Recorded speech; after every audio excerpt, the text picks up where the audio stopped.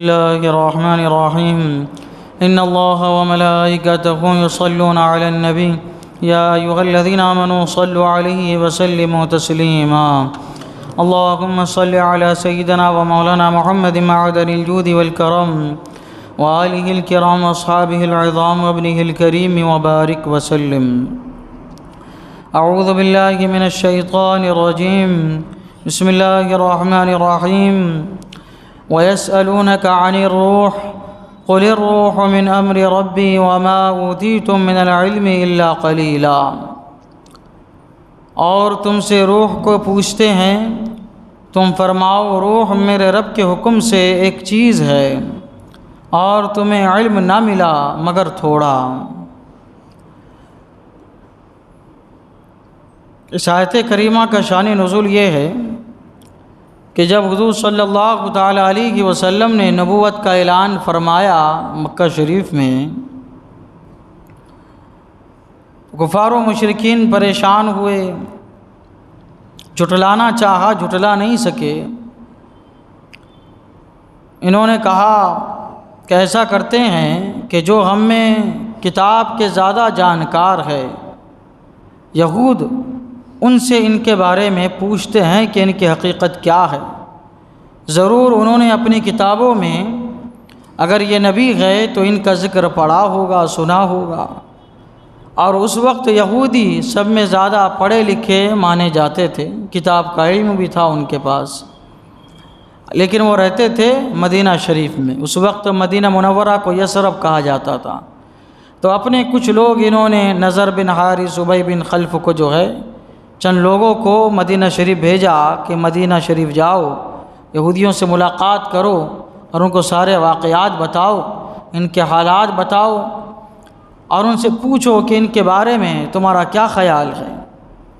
اب یہ لوگ گئے سفر کر کے، یہودیوں سے ملاقات کی، حضور صلی اللہ تعالیٰ علیہ وسلم کے بارے میں بتایا کہ نبی ہوئے ہیں، نبوت کا دعویٰ انہوں نے کیا ہے. تو انہوں نے حالات پوچھے تو حالات بتائے. تو یہود کہنے لگے کہ ہماری کتاب میں تو ہے کہ قریب کے زمانے میں کوئی نبی آنے والے ہیں، ہماری کتابوں سے تو یہ ثابت ہو رہا ہے. اور جو تم نے حالات بتائے ہیں، حالات کے اعتبار سے اگر تم سچے ہو تو یہی نبی ہے، یہ نبی ہے. انہوں نے اس بات کو ان کے سامنے رکھا.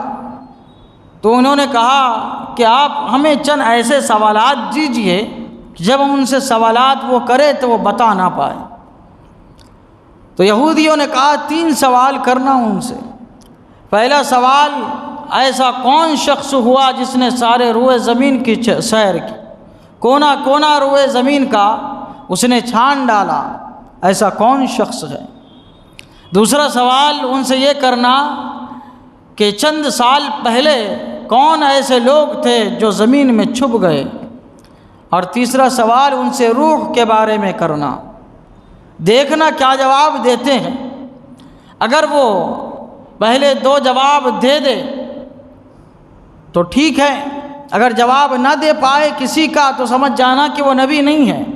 لیکن اگر پہلے 2 کا سوال کا جواب دے دے اور آخر روح کے بارے میں تم کو آگاہ نہ کرے، اس کے بارے میں تم کو نہ بتائے، تو سمجھ جانا کہ یہی اللہ کے نبی ہے، یہی اللہ کے نبی ہے.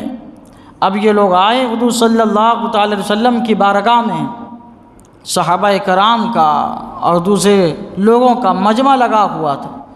بھرے مجمع میں انہوں نے حضور صلی اللہ تعالی وسلم سے یہ 3 سوال دہرائے کہ بتائیے کہ ایسا کون سا شخص ہے جس نے روئے زمین کی سیر کی، چپا چپا اس نے دیکھا ہے، سیر کی ہے. حضور صلی اللہ تعالیٰ علیہ وسلم نے اس کا جواب مرحمت فرمایا. پھر انہوں نے عرض کیا کہ کون ایسے لوگ ہیں جو زمین میں روپوش ہو گئے. حضور صلی اللہ تعالیٰ علیہ وسلم نے اس کا جواب بھی انہیں مرحمت فرمایا. پہلے جو شخص ہے وہ حضرت ذوالقرنین ہے. وَيَسْأَلُونَكَ عَنْ ذِي الْقَرْنَيْنِ قُلْ سَأَتْلُو عَلَيْكُم مِّنْهُ ذِكْرًا، جن کا ذکر قرآن میں آیا. اور دوسرے جو زمین میں روپوش ہو گئے وہ اصحاب کہف ہیں. اصحاب کہف یہ بادشاہ گزرا ہے، دقیانوس بادشاہ.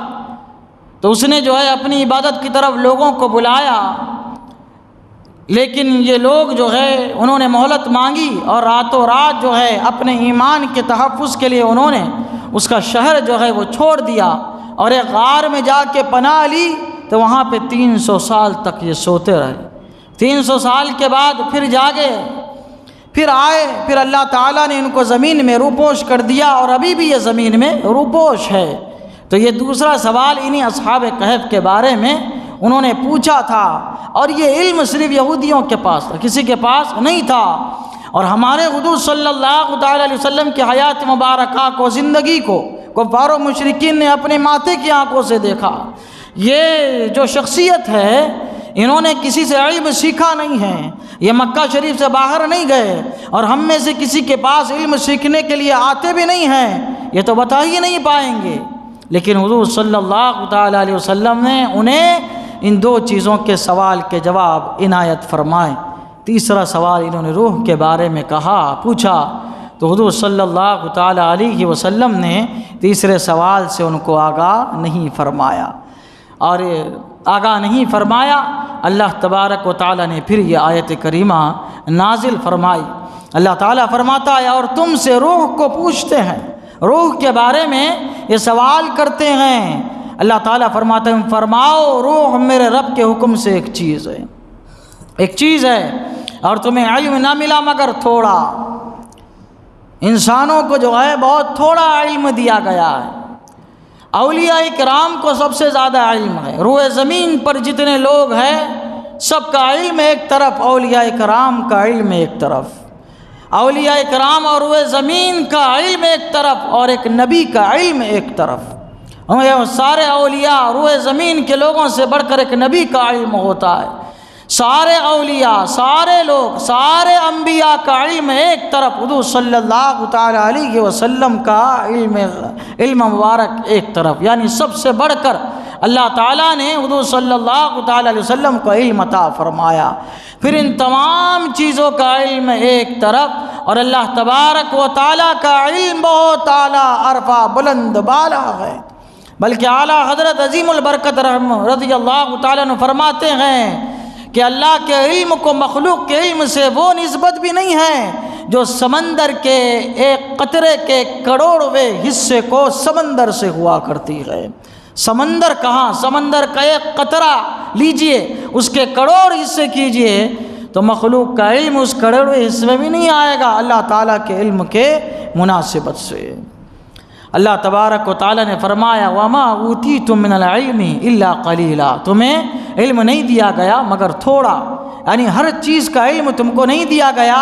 یہ روح اللہ کے رموز و اسرار میں سے ایک راز ہے، یہ سر ہے اللہ تعالیٰ کا، اس سے اللہ اور اس کے رسول ہی کیا ہے آگاہ ہو سکتے ہیں۔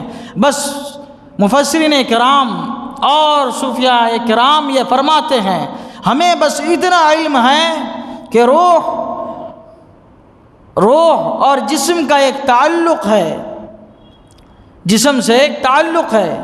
جب روح اپنے جسم کے ساتھ ملی ہوئی ہوتی ہے تو انسان کی سانسیں چلتی ہے، انسان زندہ ہوتا ہے، اور جب یہ روح انسان کے جسم سے نکل جاتی ہے تو انسان مر جاتا ہے۔ روح جو ہے انسان زندگی، حیات کس کا نام ہے؟ روح مال جسد کا نام، یعنی روح جسم کے ساتھ جو ملی ہوئی ہے اس کا نام حیات ہے۔ جب یہ روح جسم سے الگ ہو گئی تو اس کا نام ممات ہے، موت، اس کا نام کیا ہے؟ موت ہے۔ بس اتنا ہی جو ہے جان سکتے ہیں، ضروری نہیں ہے کہ ہر چیز کا علم آپ جانیں۔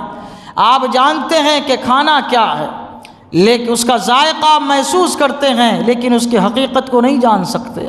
آپ پھول کو دیکھتے ہیں، اس کی خوشبو کو سونگھتے ہیں، لیکن خوشبو کی حقیقت کو آپ نہیں جان سکتے۔ اب آپ اپنی آنکھوں کی روشنی سے یہ دنیا کا منظر ملاحظہ کرتے ہیں، لیکن روشنی کی حقیقت کو آپ نہیں جانتے۔ آپ ہوائیں چلتی ہے محسوس کرتے ہیں، لیکن ہوا کی حقیقت کو آپ نہیں جان سکتے۔ دنیا اتنی ترقی کر گئی، لیکن کس کی حقیقت کو ابھی تک کوئی نہیں پہنچا۔ اللہ تعالیٰ اسی کے متعلق فرماتا ہے، وَمَا أُوتِيتُم مِّنَ الْعِلْمِ إِلَّا قَلِيلًا، تمہیں جو کچھ دیا گیا اس پہ ڈرانا نہیں ہے، بلکہ اللہ تعالیٰ فرماتا ہے تمہیں بہت تھوڑا علم دیا گیا ہے۔ اللہ تعالیٰ کی بارگاہ میں دعا ہے قرآن شریف سیکھنے سمجھنے اور اس کے مطابق ہم سب کو اپنی زندگی گزارنے کی توفیق عطا فرمائے۔ اشہد ان لا الہ الا اللہ واشہد ان محمدا عبدہ ورسولہ وصلی اللہ تعالی علی سیدنا محمد وعلی آلہ وصحبہ اجمعین برحمتک یا ارحم الراحمین۔